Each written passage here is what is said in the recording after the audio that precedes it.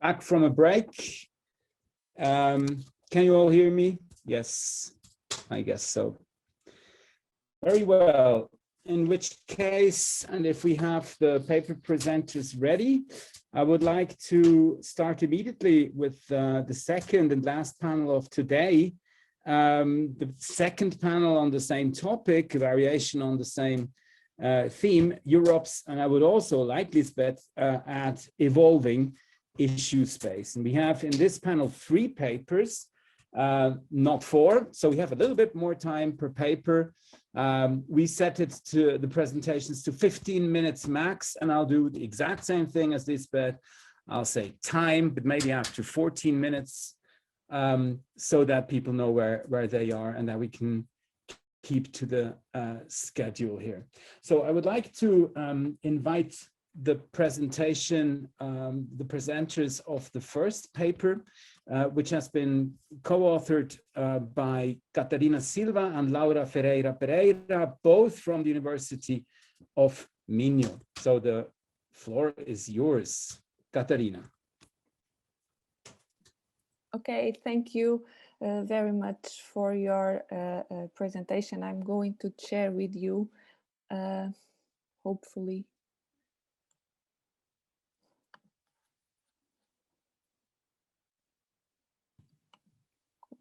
Share a PowerPoint, but I'm not.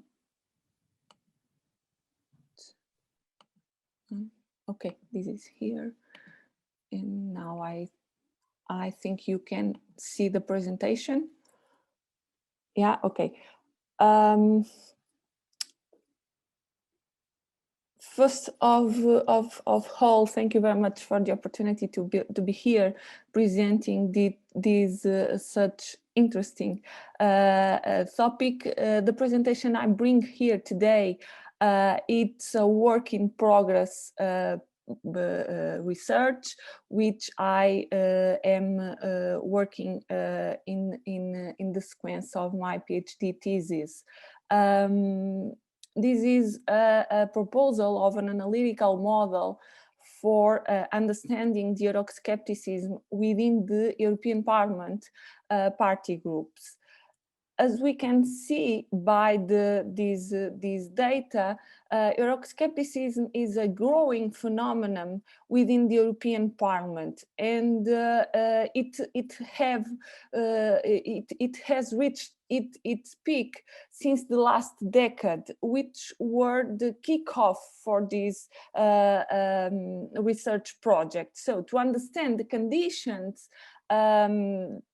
the conditions behind the Eurosceptic party groups during the last decade. Nevertheless,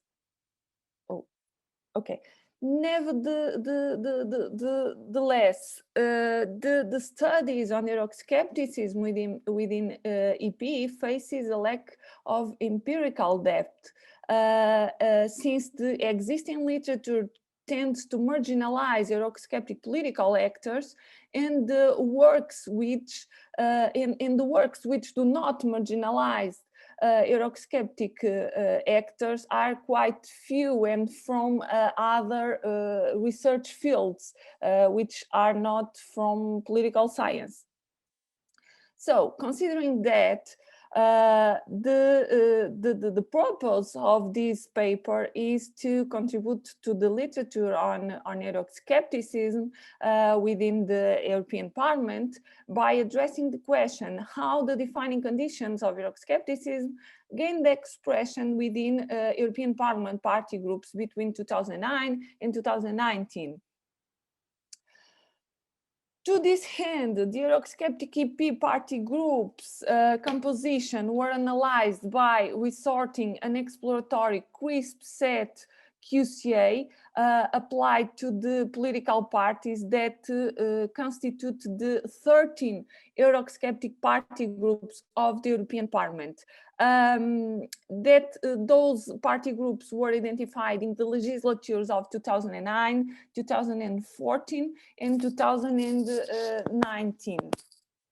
To this, it was of major importance, the data collected in the Chapel Hill expert surveys, which I will explain in next slides. The existing analysis of Euroscepticism within the European Parliament party groups tends to divide the groups between soft and hard Eurosceptic party groups, but the lines between that distinction are a kind of blurred. We don't understand that lines. And by analyzing the composition of the Eurosceptic political party groups, the main differentiated pattern between those party groups were based on Galtan cleavage. So we could, based on that, we could identify two main trends. First, the political parties which compose the confederal group of the European United Left, Nordic Green Left, were generally closer to the extreme left, which with Gal characteristics. And those those political parties that compose the remaining Eurosceptic party groups varied between right-wing conservatism and extreme right, generally located at the TAN pole. That was when we realized that maybe we could code Euroscepticism and the contrast outcome based on Gal Eurosceptic political parties and TAN Eurosceptic political parties. And then we have 0 for Gal Eurosceptic political groups and TAN Eurosceptic political groups. Once identified the contrast outcome, we needed to identify the conditions, and the conditions, or the defining conditions for Euroscepticism, were derived from the theoretical framework of post-functionalism, which analyzes the causes and the consequences and the effects of politicization. And for that matter, it was essential the work of Bartolini that pinpointed the constitutive issues, the policy issues, and general issues as the main topics related with the politicization. Then the operationalization of the defining conditions of Euroscepticism, those issues of politicization were connected to the indicators used in the Chapel Hill expert surveys. For the purpose of QCA, these indicators were coded in a crisp set numerical interval ranging from 0 to 1. To do that, we based on Taggart Euroscepticism definition, and whenever the chess codes suggested the political party's opposition to the corresponding indicator, the range of values was coded with 1. In the opposite direction, whenever the codes indicated the political party's support, the range of values for coding was considered 0. This is the second part. So these two parts of the research allowed us to construct our truth table, and now we have the outcome which is 1 and 0, and the definitions, the conditions for Euroscepticism, also in a crisp set analysis based on 0 and 1 to understand. By analyzing this truth table, we have some results, and we could understand and identify the conditions for Euroscepticism. And regarding that, we find 3 main conclusions. Regarding Gal party groups, we have identified only one defining condition of Euroscepticism related with constitutive issues. And regarding TAN party groups, we found two main patterns of opposition. One of them, the groups opposed to constitutive issues, general issues, migration policy issues, and it was mainly characteristic of the EFD, EFDD, ECR, and non-attached groups.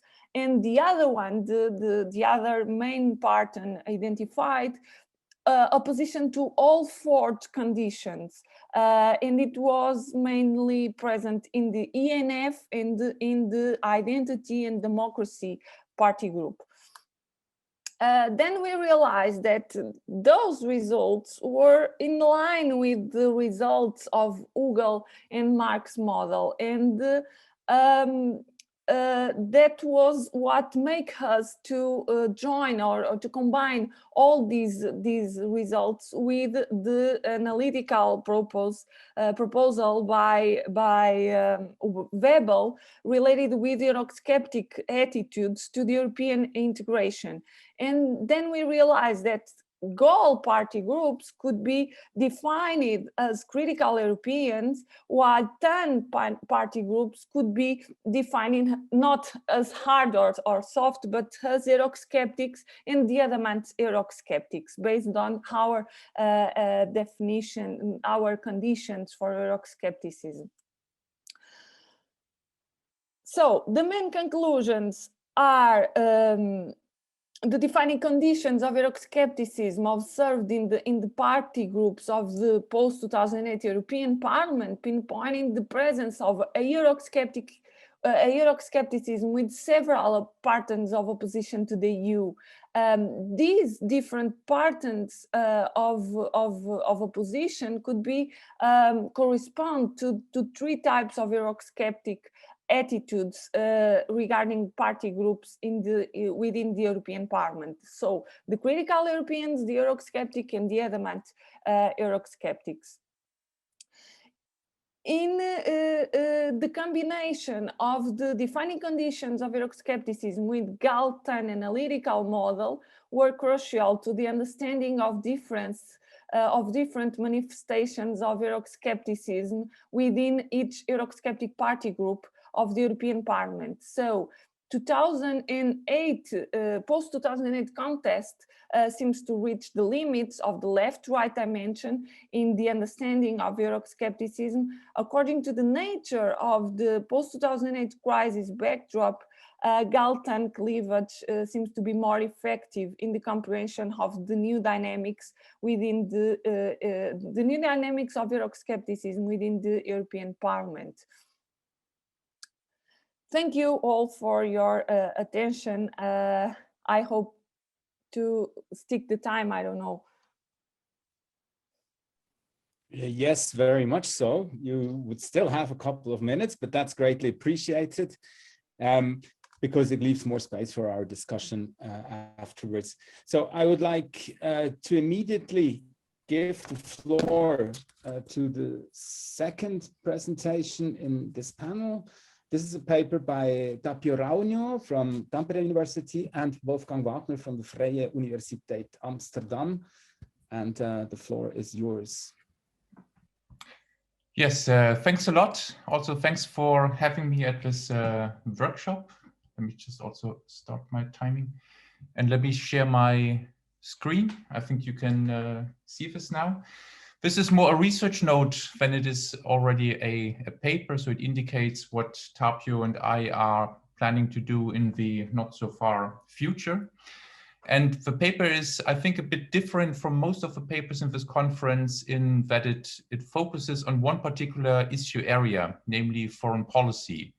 And this implies that we also tap into an entirely different body of literature, from international relations, from foreign policy analysis. And in this literature, there is still a strong tradition arguing that foreign policy is different and it's exempted from democratic politics, it's exempted from domestic politics, because there is an overarching national interest that trumps possible party political differences. And what we've done in our work thus far is to look into voting data in the European Parliament to see whether this is true and to examine the political space, the foreign policy space in the European Parliament. And one major finding from previous work is that the level of contestation over foreign policy is just as high as it is on any other business. So this goes against this traditional foreign policy analysis to say it is exempted. It's clearly not.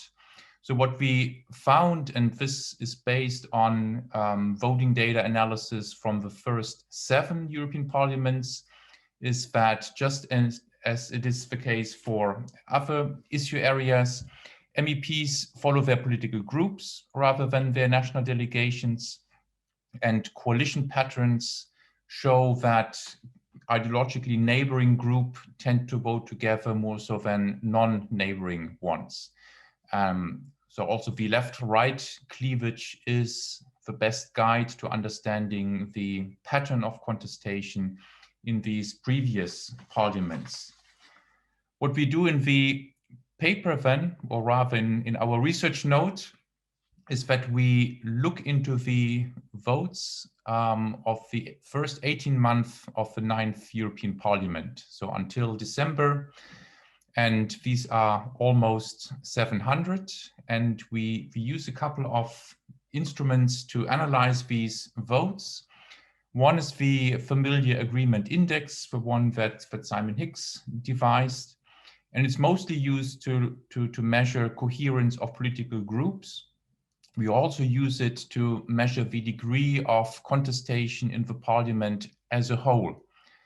And then we devised another index, what we call the support and cooperation index. And that's an index supposed to measure the content, the substance of voting decision and thus policy decisions. So for example, if we have a vote that is critical towards the United States and a political group votes in favor, then the support and cooperation index would be 0. If they vote against, it would be 1. And the opposite applies if there are votes supportive of the United States or supportive of any other country or issue. So it's these two indicators we work with. What we find, and this more or less replicates for the 9th European Parliament, what we found for the first 7 as well, is that the overall degree of contestation is pretty stable. And there are no real differences between foreign policy and other issue areas. We then coded these 693 votes for regions and issue areas. And we had a look, what are the most contested topics? What are the most contested issues or relations with third parties? And when it comes to relations with different states or regions, relations with the United States have been most contested. So here the agreement index is lowest. And when it comes to issues, it's the arms trade that's most contested. So we have a closer look at these two sets of votes, and we analyze the patterns of contestation, the terms of contestation in the European Parliament. So here is our analysis, our support and cooperation index when it comes to votes on the United States. And here I already have to say that the number of votes is not very high. It's essentially 3 votes that can be coded to be favorable or unfavorable towards the United States. And so here you have the average values for the political groups. But what you can immediately see is that this is a very strong left-right pattern. So it's not a bell curve, but it's really a left-right cleavage. Interestingly, the European People's Party is split. All the party groups left of the EPP are very critical of the US, and right of the EPP, they are very uncritical, very supportive of the United States and its policies. We can compare this with analysis we did for the 7th and the 8th European Parliament. So there we also coded all votes that were on relations with the United States. And for the 7th and particularly the 8th, we also had many more votes we could code. So these values here are more valid than the ones we have for the 9th EP. And in both the 7th and the 8th, there's a clear bell curve that you get, with the centrist parties being most supportive, and then at the fringes, criticism towards the United States is increasing, especially at the left, but also clearly at the EFDD and the ENF groups. So apparently, based on these two slides, these two graphs, something has changed when it comes to the 9th Parliament. So the bell curve is replaced by a stronger left-right polarization. What we also did is that we coded the support and cooperation index for every national party in the European Parliament, and we plotted that against the left-right values from the Chapel Hill expert survey. And again, also for national parties, you get the bell curve in the 8th European Parliament, but then for the 9th, and then again, you can see that the number of votes is much smaller, but nevertheless, you do get a different curve, namely a left-right curve.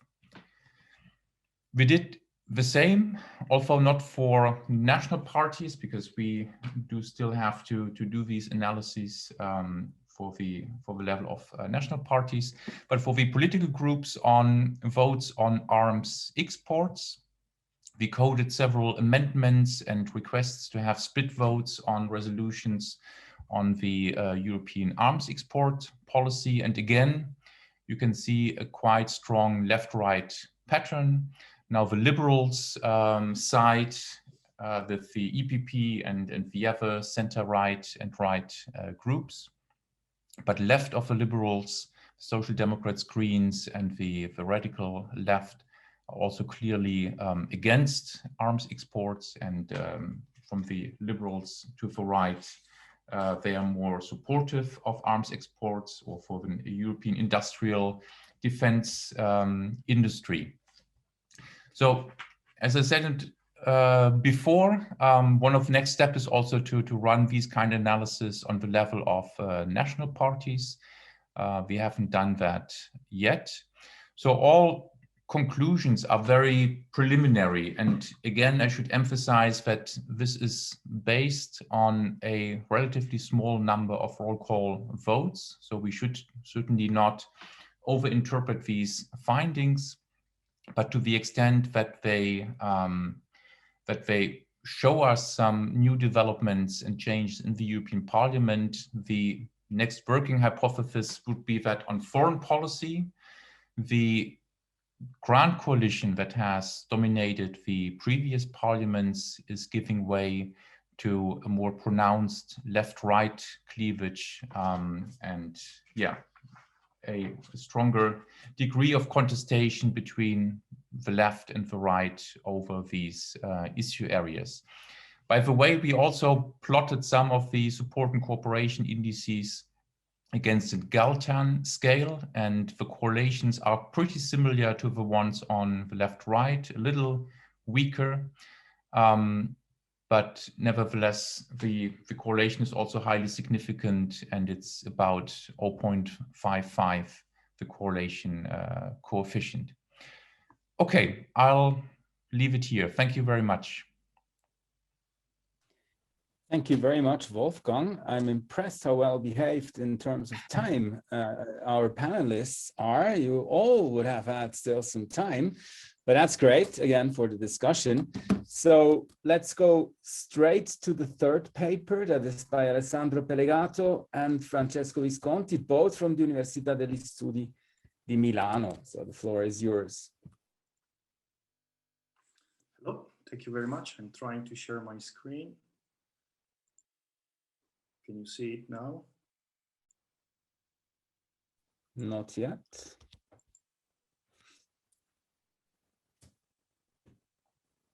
Okay. I'm trying again. I don't know why it's not working.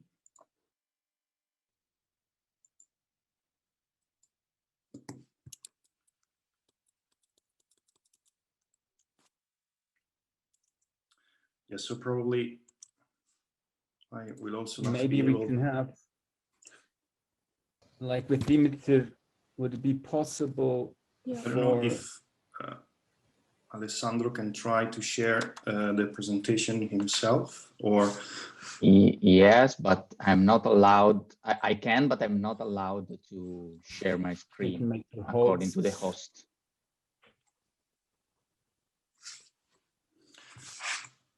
Hey, Now you Alessandro, should- you are now co-host, so you should be able to try and share Yes, your. yes, I'm doing it. Thank you. Yes, now this works. Perfect. okay. So I will present and Alessandro will show the slides. So first of all, thank you very much for having accepted our paper proposal. This is a paper that I have co-authored with Alessandro, and the paper is still in its very first draft. So all comments and suggestions are all very welcome. So we can move to the next slide. So the basic idea, the basic starting point behind this paper was to try to analyze the demand side of political competition and its underlying structure by unpacking different dimensions of attitudes towards the EU. We already know that the multiple crises that the EU has experienced, that the EU and its member states have experienced, have significantly affected the dimensional structure, and we are quoting here a very nice work by Ozit and Katsanidou that have shown that how, as a consequence of the European Union interference in domestic economic policies, the EU attitudes became linked to economic issues in Southern European countries. So moreover, the recent crisis experienced by the EU have brought to the fore a very important issue, which is the issue of European solidarity that has been previously neglected in the previous analysis of the dimensionality of the political space, especially on the demand side. European solidarity regards the very type of European Union that citizens want, and not only the preferences for more or less integration. And so our idea was to include different dimensions of EU solidarity in a comprehensive analysis of the political attitudes of citizens across the EU. So just briefly, a few words on EU solidarity. There are quite some works that have started to analyze EU solidarity in the last few years. It is generally taken as the individual willingness to share risks across the EU, and different dimensions of solidarity have been theoretically defined and already empirically tested in single countries. These are member state solidarity that regards the risk sharing between member states, and examples can be the structural and cohesion funds, the European Stability Mechanism, but also there are the plans to redistribute refugees and asylum seekers across the EU. More recently, an example that was designed last year is the Next Generation EU plan to help member states mitigate the negative consequences of the COVID-19 pandemic. And there are other two dimensions that fall within the same broad sphere of solidarity, of transnational solidarity, which refers to the risk sharing among EU citizens. And these two underlying dimensions are European social citizenship, which refers basically to the free movement principle and to the granting of social rights to all EU citizens. And then we have interpersonal solidarity, which refers to policies to share and redistribute resources directly from the EU to EU citizens. And in this case, examples are the European minimum income proposal, or the SURE proposal that has been proposed by the Commission last year. So our idea, we can move to the next slide, was to address these two research questions in this context. Do citizens differentiate between different dimensions of European solidarity in different countries, or they are captured by a single latent construct? And then, how does European solidarity relate to other EU and political attitudes across the EU? So, in order to answer these questions, we resorted to a mass survey that we conducted in 10 European countries just after the 2019 European Parliament elections. We selected the countries in order to maximize the variance. So we have Southern European countries, Northern European countries, Eastern European countries, Euro and non-Euro countries. In this survey, we included a battery of items on European solidarity and to measure these three dimensions that I've just presented. We have 11 items, 4 items that measure member state solidarity, which basically refer to financial transfer between member states, and also an item regarding the redistribution of asylum seekers from countries of first landing to other countries. Then we have 3 items on European social citizenship, and these are questions that basically evaluate the level of agreement on welfare chauvinism. And then we have 3 different items on interpersonal solidarity that measure the level of agreement of respondents on the introduction of policies to help the poor, the unemployed, and the disadvantaged children across the EU. So in order to analyze and to test whether these are different underlying dimensions, we employed a confirmatory factor analysis. And we can move already to the results. In this table, we summarized the results of our analysis. For each country, we have 2 different rows, and for each country, because for each country we present the fit indices of 2 different models: a single factor model and a first order model with 3 correlated factors. And if you compare the fit indices for the 2 models in each country, you will see that there is a significant improvement moving from the first type of model to the second type of model.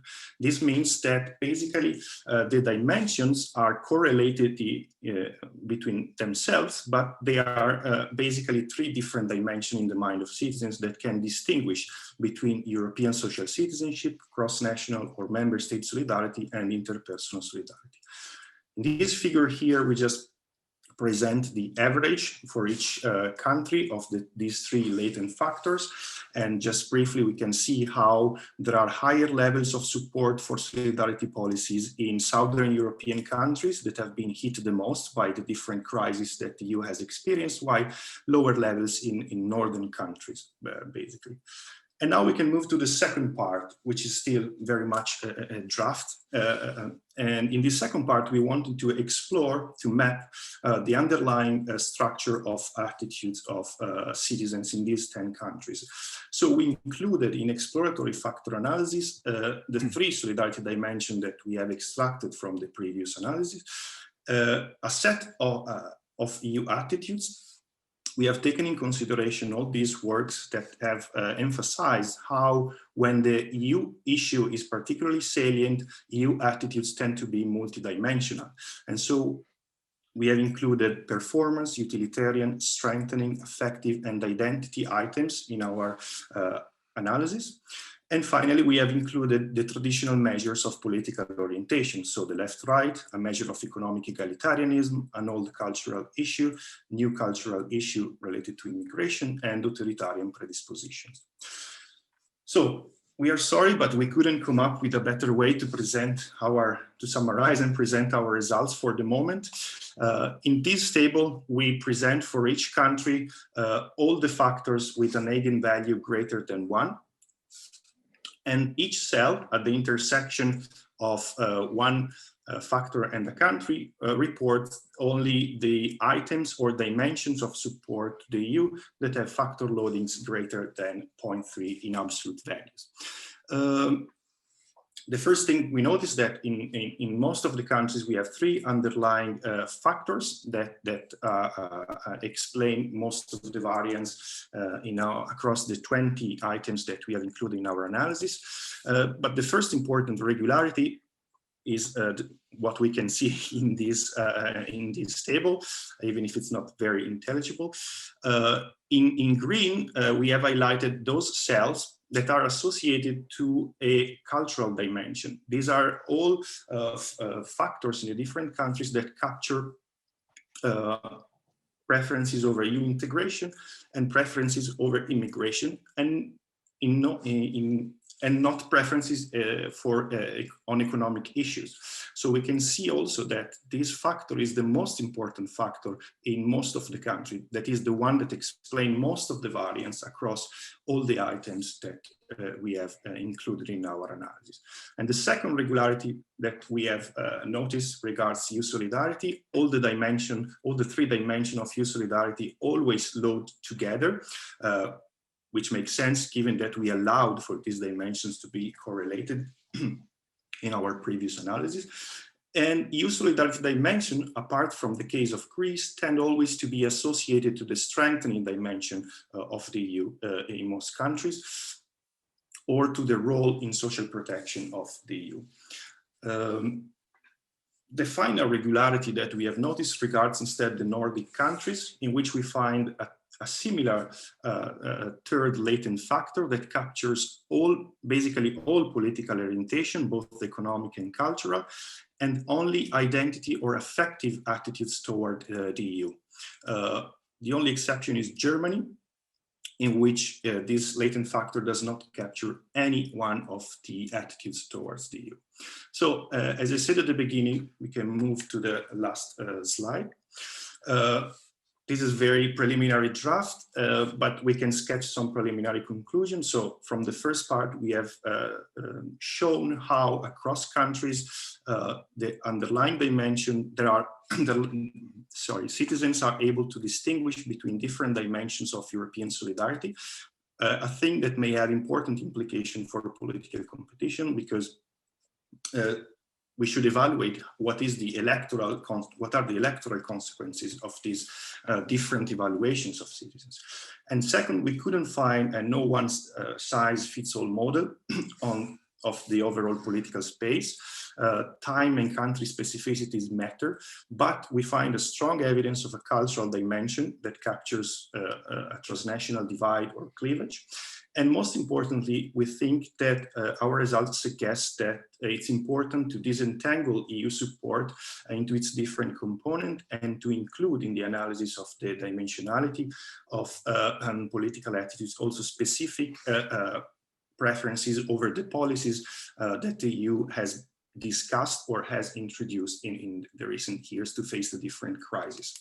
So thank you. It's everything for the moment. We welcome very much your comments and critiques, given that, as I said at the beginning, this is a very preliminary work. Thank you very much.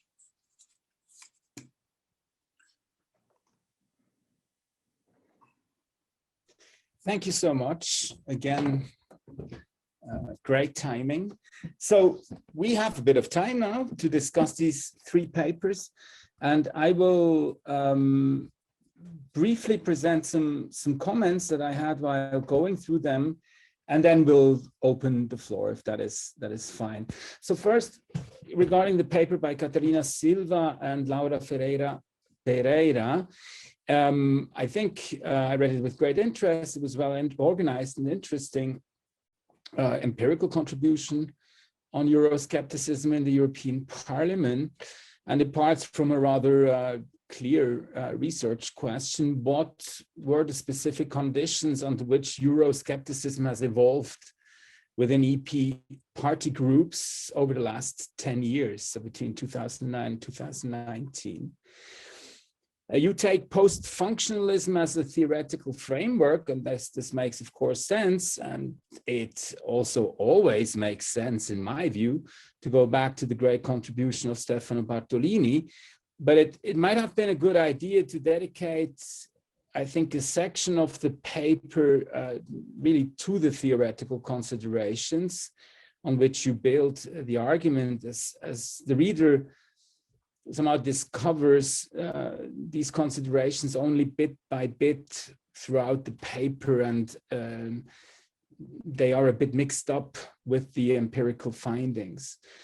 Now, this is a source of some confusion, at least on my side, as there are clearly theoretical considerations there, but there are no real expectations of where the analysis should lead or where the argument should go in the end. So in the same vein, the three categories of vessels, the critical Europeans, the Eurosceptics, the adamant Eurosceptics, they fall a little bit from the sky, although they become quintessential for the conclusions and are arguably also quintessential for the entire analysis. Then, well, the paper quite rapidly delves into a description of the different party groups, their composition, development, political leanings across two major ideological axes, the left-right axis and the egalitarian one. But it also remains rather unclear where the numbers on these axes come from. And the reader, I think for the reader, it would have been useful to know more about this from the outset. One then finds out, but only later in the text, that these figures are coming from the Chapel Hill expert study. Also, I think a grouping might have made sense, some kind of composite indicator or index, if you want, at the party group level to get a somewhat clearer picture. At the moment, the data is presented in a very and maybe too detailed way, and at least in the main text, the summary, I think, could have been provided. And regarding the conclusions, Katharina and Laura, they write, we have reached the limits of the left-right dimension in the understanding of Euroscepticism. Now that may well be, but I don't think that the empirical analysis really shows this or supports this conclusion fully, as the left-right dimension in the analysis is quite quickly dismissed, actually. And then finally, the paper announces the emergence of a new transnational cleavage based on Galtan values. But there, I must admit, I got somehow confused regarding the nature of this cleavage. Okay, I'm generally quite alarmed when new cleavages are proposed, at least when you follow Bartolini and Mayer's work on cleavages. These cleavages have to overcome a rather strong threshold to become, be called cleavages. And so it might be a better idea to, from my point of view, to either drop this announcement of a new transnational cleavage, or then to the contrary, to really conceptualize the latter a bit more carefully. So all in all, I think this is promising work that is of great interest to the current scholarship in the field. Then let me move on to the paper by Tapio Raunio and Wolfgang Wagner. And I really enjoyed reading this. It's a great paper that actually follows up on the work by Tapio and Wolfgang regarding foreign policy issues and the way they are dealt with in the EP. And this is work that has been already published. And what the paper, or the research note, as you call it, then does, it extends the empirical basis to the ongoing European legislature, and therefore covering already quite a number of decisions taken up by the EP over the past 1.5 years. And it is rather intriguing that you find quite a bit of a departure from the earlier findings. Unlike it is the case in many national legislatures, and you mentioned them, including the US, the most recent decisions in the EP regarding foreign policy seem to follow a clear and strengthened left-right logic. So all in all, I find the paper really well done and argued, and I don't have much to add besides that I'm looking forward to see whether actually including the data for national parties' positions on arms exports matches the picture you found with regard to votes on the US. You mentioned that in the footnote, you couldn't do that yet, but I thought that was very, very helpful regarding the issues that you were analyzing before, the issues regarding the US. I do have three short questions. The first one relates to some kind of thirst I was left with. If you show that the patterns of contestation in the field of foreign policy have rather dramatically changed, and you do show that, then I would like to know more about why this is so, or at least to be offered some kind of hunch. And the second question is related to this one. Could it be that this change of pattern has more to do with, or let's say is triggered by changes of politics outside Europe rather than within Europe? For example, when it comes to the US and foreign policy issues regarding the US, could there be a potential Trump effect? And do you expect the rest of the ongoing legislature in the EP to, in a way, go back to normality as he's not there anymore? And then finally, what are the next steps you envisage to go from this research note, as you call it, to a full paper? Are you rather going to wait for more votes in the EP to be included in the paper, or are you going to extend the support and cooperation index that you use here for the foreign policy issues and adapt it or use it for the domestic issues to then come up with a more complete European issue space? So that's for the second paper. For the third paper by Alessandro Peligato and Francesco Visconti, I must say this is a very dense and a well-advanced and already well-polished paper. Actually, I have little to offer in terms of comments. It's a paper that is empirically more exploratory in form, but it's very rich nevertheless, and I appreciated that. I'd also add that it's theoretically and empirically rather ambitious paper with a wealth of novel insights. And also the research questions are clearly formulated and of great interest. The reader is taken by the hand right from the beginning, and that's something that to be lauded. I also very much liked your attempt to both carefully conceptualize the dimension of European solidarity, and then to unpack it into the three components, and then finally to empirically show the multidimensional structure of this very, very concept. So my main question that I have is that on page 18, you write that explicitly. I mean, you don't write it this way, but this is my reading. If EU integration and European solidarity increasingly become two sides of the same coin, except from Greece, right, where it doesn't play out, but in the other 9 countries it does. Well, can we then say something about what is driving what? Is it the attitudes towards EU integration that shape people's views on solidarity, or is it the other way around, and with what kind of consequences?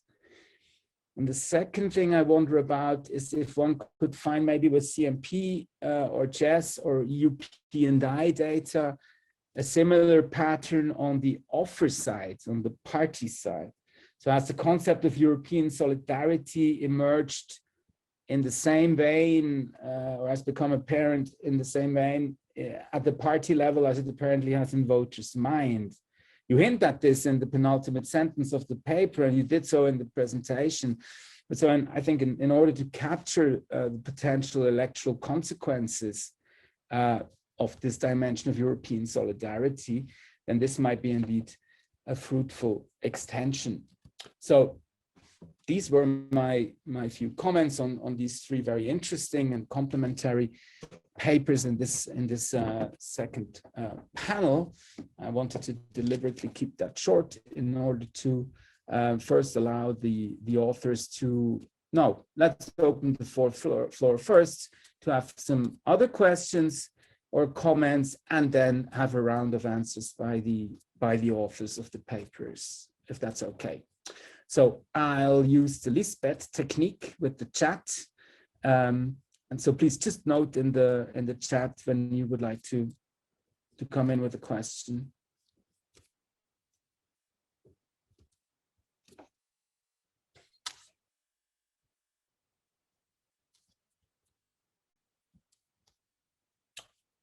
There is somebody that has a question, and it's Lorenzo. Yeah. Okay. Thank you, Alex, and thank you to all the contributors to this panel. I have a couple of questions, one for Wolfgang and one for Alessandro and Francesco. Actually, the one for Wolfgang is kind of a twofold comment, and it builds up on the one hand of what Alex has already suggested in terms of how to extend this current research agenda, research note into something more. And in a way links to the caveat that you showed in the last slide of your presentation, which is that you base your analysis, at least in some part, on a very small number of roll call votes. So this, this could not be, let's say, representative. And I would like kind of to extend this to the fact that there's also the fact that roll call votes are a non-representative sample of all the votes that are cast in the European Parliament. And this also reminds of the conference we were together in Amsterdam in 2017, in which I kind of gave you the same comment and suggestion. And in this sense, given that for the votes you look at that refer to the pro-USA, anti-USA stances, you only have 3 votes. So in that sense, I think it could be very meaningful to extend the quantitative analysis with a more in-depth qualitative approach by looking at exactly what went on in these 3 votes, not only at the plenary level or at least in the roll call vote stage, but also all the previous stages of the building up of those votes. So including also at the committee level, or including also informal meetings and relationship between the relevant actors. I think given that you have such a small number of votes, this could be kind of a way to go. And that was my comment for Wolfgang. For Alessandro and Francesco, I think it's a great paper. I also happen to be working a bit on the concept of European solidarity with the project that we have here at the EUI together with Anton Emmerich and Philip Genschel. And this comment kind of links to your last point that you kind of want to go on and disentangle a bit more what are the more complex parts that compose European solidarity. And referring to the literature that you show, you differentiate between member state solidarity and transnational solidarity. However, there is another crucial and central issue and element in European solidarity, which refers to the type, to the issue of solidarity on which the discussion is about. So, and there's a big difference between those that are perceived as exogenous problems, issues on which European solidarity is needed, say climate change, natural disasters, or economic disruption due to the pandemic, for instance, and other types of perceived or not endogenous type of problems that require European solidarity. This is, for instance, debt crisis in the cases of the Euro crisis more than 10 years ago, to which the perception is that these problems are linked to a moral hazard issue. And on these 2 types of things, the level of support for European solidarity varies very much. There's a huge variance. So I think that in a sense, you need to disentangle a bit more and consider different types of issues towards which European solidarity is needed in order to have a kind of a more comprehensive picture on the phenomenon that you want to analyze. But if you want, I can send you some literature and some of the works that we have done on this. I think you would find it very helpful. Thank you. Grazie, Lorenzo. I have Dimitri on the list and then Hans-Peter. Yeah, thank you. I have a short question to Francesco. If I get your results correctly, issues of EU solidarity do not map together with left-right. And at least in my understanding, the left-right scale has solidarity to your fellow citizens at its core. So what do you make of this result that EU solidarity and left-right do not seem to go together in most of the countries that you study?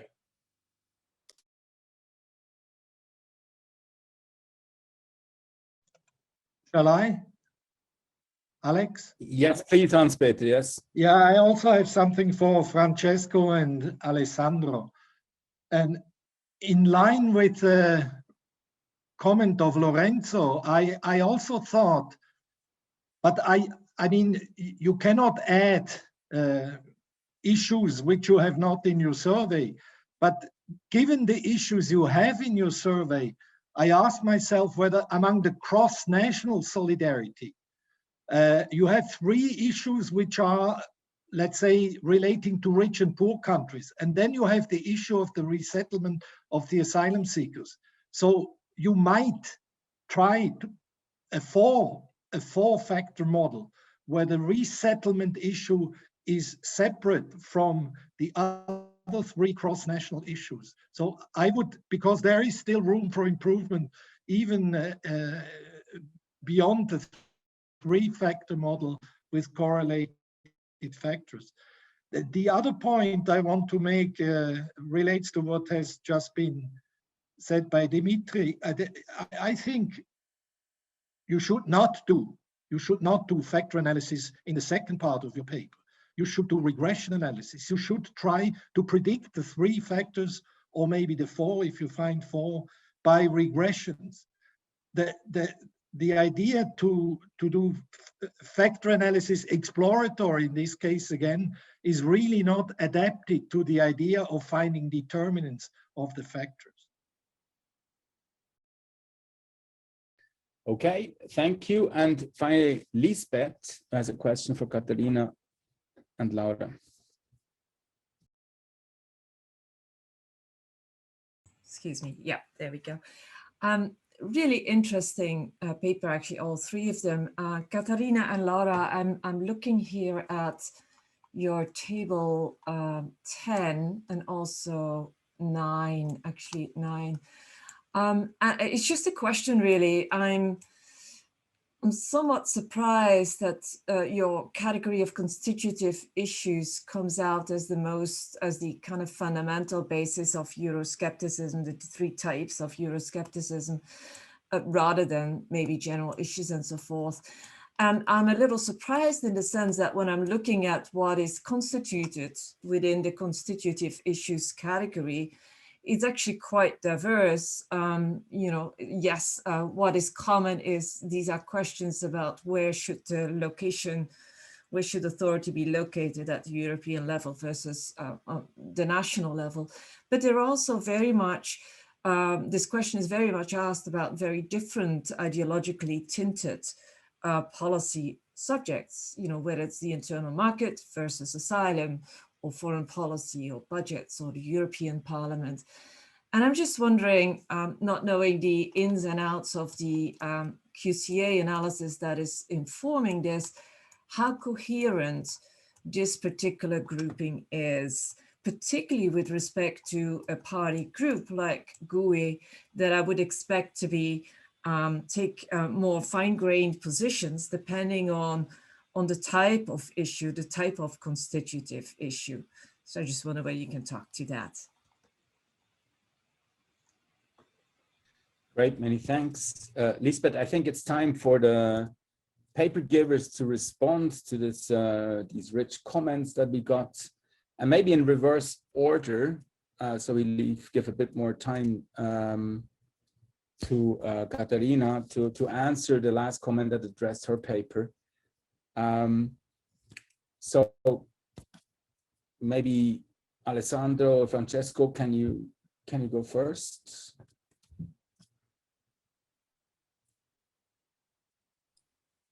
Okay, first of all, thank you very much for the very useful comments. So let's start with the comments of Alexander. Yes, one of our future ideas is to try to use data on parties and try to see whether we can try in some way to replicate, but the problem is that there are not many, it's not easy to find a party position on these very issues that we are taking. We have something on immigration or on some singular issue, but not, it's hard to provide a comprehensive mapping. So probably we should run an expert survey on issue solidarity on the side of parties. And yes, in 6 out of our countries, the EU integration conflates to EU solidarity.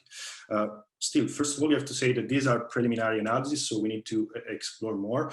And for the moment, it's not easy to provide an answer to say what exactly this means. But for sure, in these 6 countries, both all the types of solidarity they are considering are apparently correlated strongly with the preferences for more or less integration, so with Eurosceptic preferences. Something that we need to devote more attention to this, and thanks for the comment.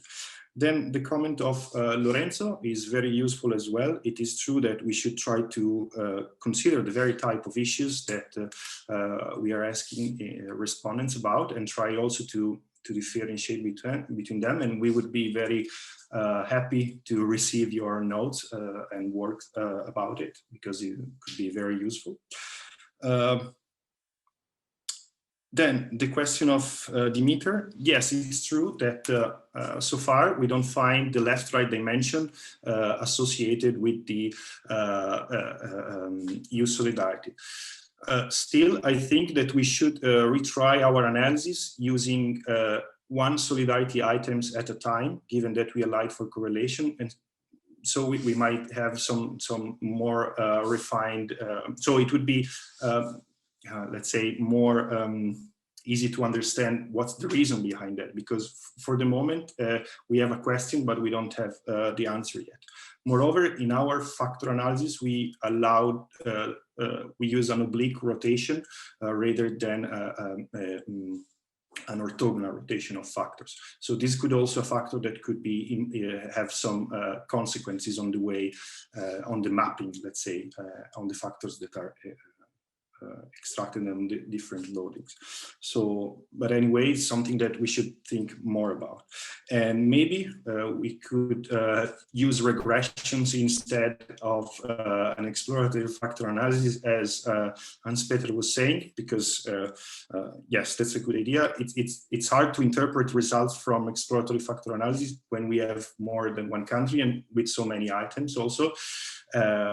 So probably this would be a more easier way to try to understand what are, to determine what are the factors that are associated to the solidarity dimension or not.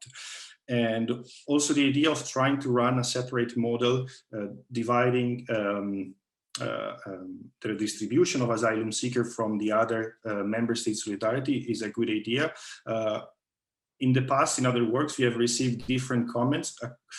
We have been criticized for the opposite reason, because we didn't include in the member state solidarity any measure related to the refugee crisis. And so we included also this item of member state solidarity in this. But of course, this also could be a fruitful venue of research.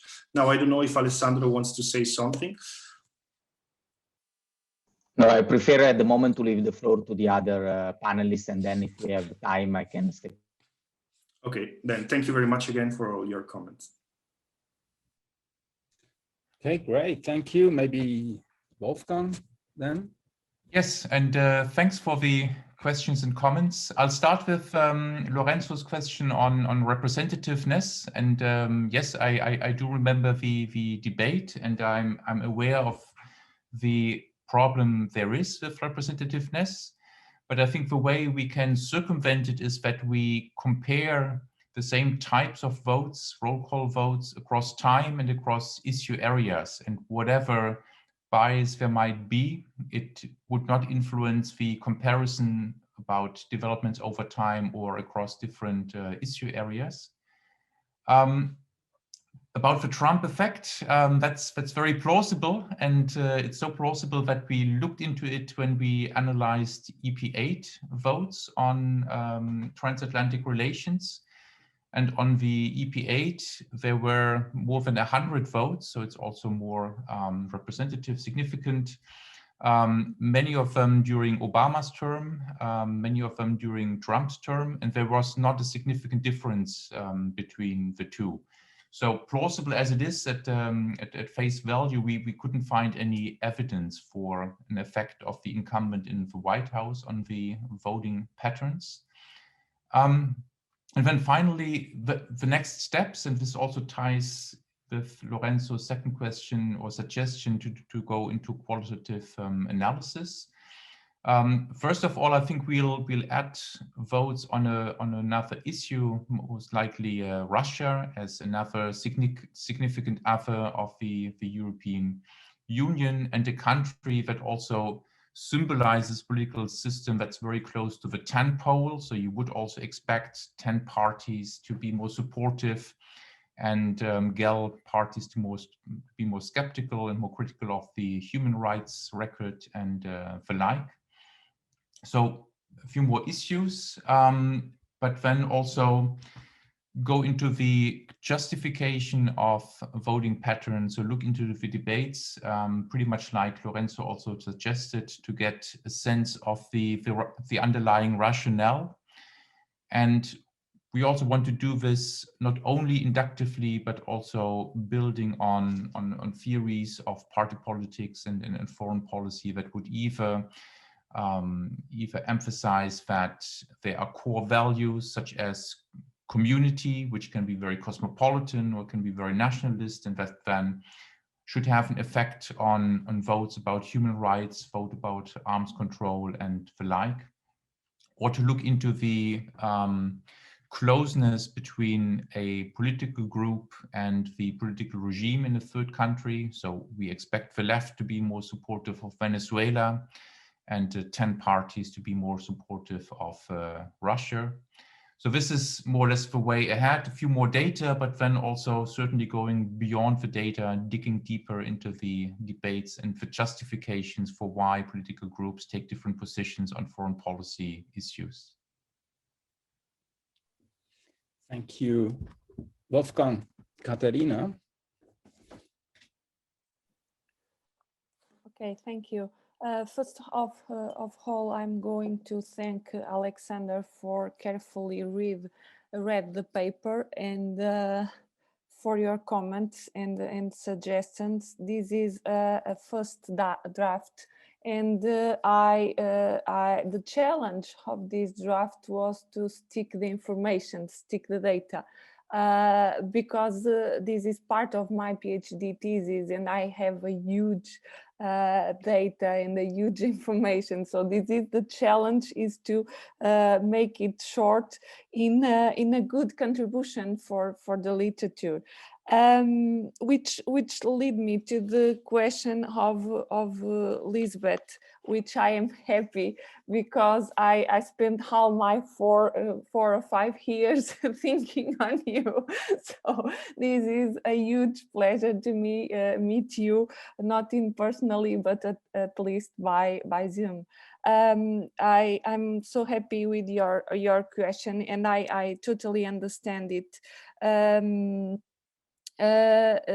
Because regarding you, this is a particular group, and that's why I chose to maintain the group in the analysis. It was really easier to me talk only about the extreme right and the Eurosceptic parties of the 10 poll, but the group of the confederal group was a challenge, and that's why we found in the definition of Eurosceptic attitudes to the European integration, we found that the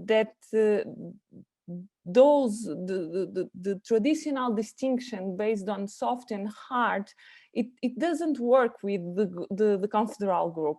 That's why I have to move forward that because the confederal group is more critical European.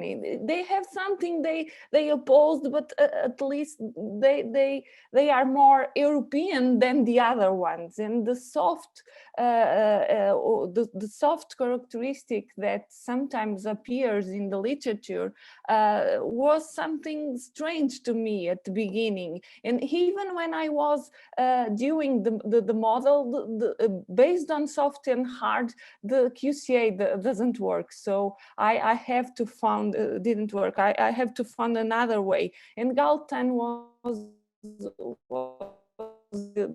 regarding the constitutive issues, where I have another table which is larger with the full information. I'm sorry, I didn't put that table on the presentation, but the confederal group opposed only to the internal market, the use foreign policy, and to the economic and budgetary matters. That is the only conditions they opposed, not anyone else. That's why we classified or we find we consider them like more critical Europeans, and Eurosceptics are those from Tan Paul with different kinds of Eurosceptic expressions. Thank you very much. Okay, we have still time for a second round. Does anybody have a question regarding these papers?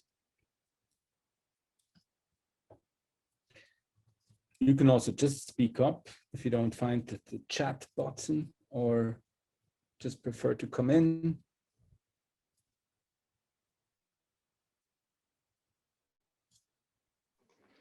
May I just step in to answer again to a couple of comments to our papers? Please. Very quick. To Lorenzo, thank you. Yes, I probably saw some a report summarizing some results of the survey you are referring to, run at the UI. Yes, it is totally true what you said, because we did not include in our survey what can be considered a kind of benchmark to analyze solidarity to the different dimensions that we pose. So, for instance, solidarity in case of exogenous shocks, such as a natural disaster or the COVID-19 pandemic, for instance, and so on. It would have been great, as Hans-Peter said, and no, we couldn't include retrospectively new items. In the new project that we have, in which also Hans-Peter is involved, we are trying in the survey that we are going to run to fix this problem. And so I would be happy then to understand, this could help us to understand in a more fine-grained way the different dimensions, to capture the different dimensions of solidarity.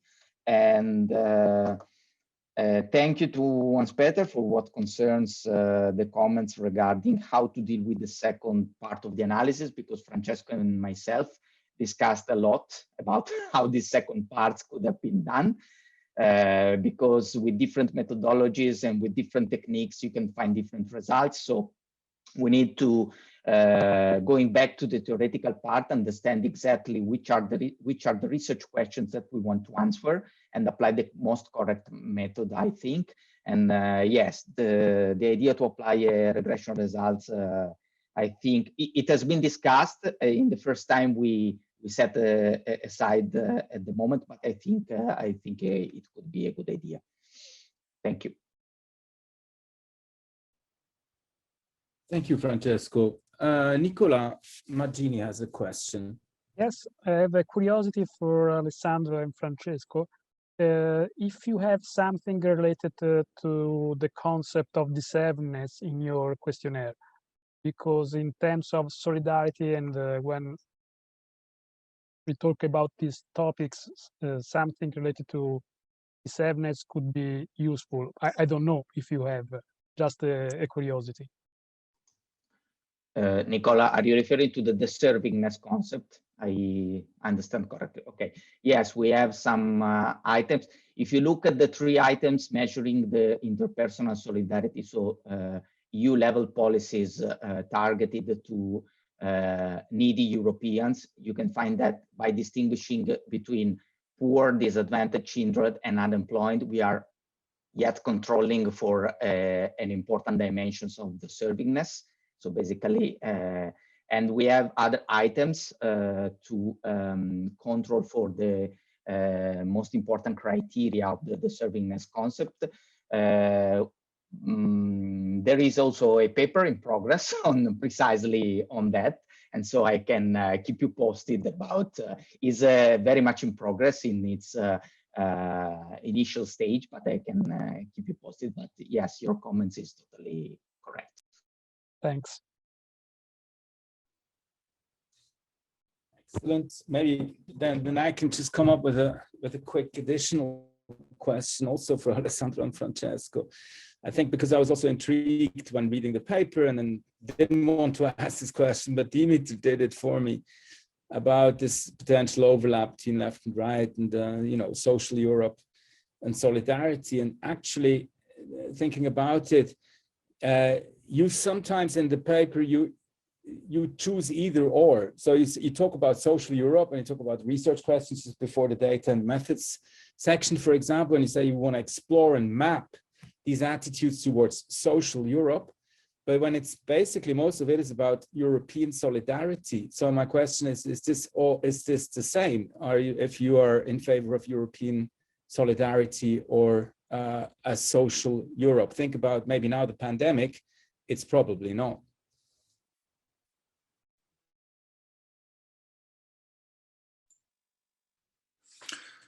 No, yes, you're totally right. The two concepts are different concepts also in the literature, and it may well be that we have made some also mistake in our paper, because as I said, it's still a draft. But yes, you're totally right. It's not exactly the same thing. So for sure, EU solidarity measures policies that we include are in favor of a more social Europe, but they does not necessarily refer to social Europe, which in general is intended as the policies that are currently in place across the EU. And yeah, okay, that's it, basically. I don't know if Alessandro wants to go on with this, but yes, it is this. It is true. Thanks, Alex, for the comment, because you're totally right.